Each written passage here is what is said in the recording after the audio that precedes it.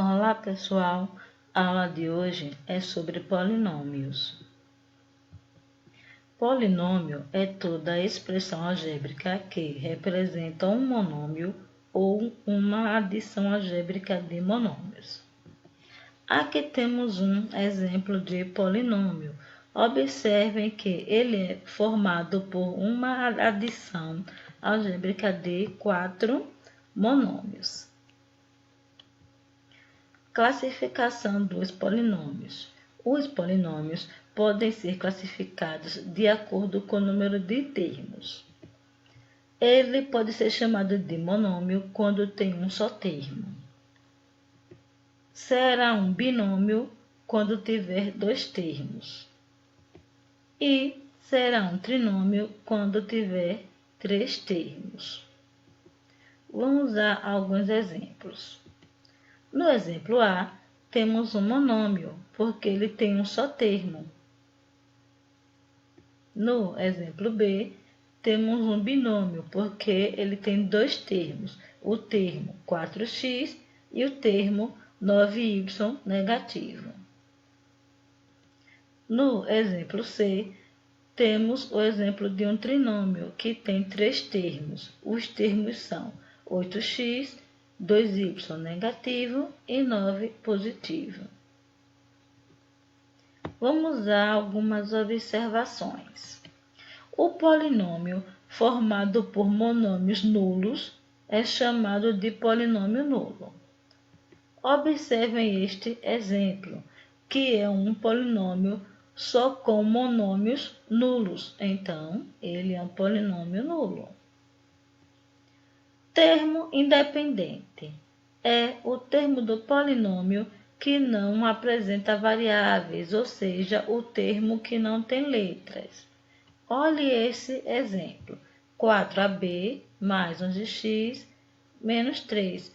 O 3 negativo será o termo independente, porque ele não tem variável, não tem letra. Polinômio reduzido. Podemos adicionar algebricamente os termos semelhantes de um polinômio. Exemplo A. Aqui temos esse polinômio. O 7a será semelhante com o 2a. O menos 3ab será semelhante com o 5ab negativo. E o 15b negativo será semelhante com o 8b positivo. Juntando os termos semelhantes, temos 7a com 2a, menos 3ab com menos 5ab e menos 15b com mais 8b. Teremos que 7a com 2a dará 9a. 3ab negativo com 5ab negativo dará 8ab negativo. E 15b negativo com 8b positivo dará 7b negativo.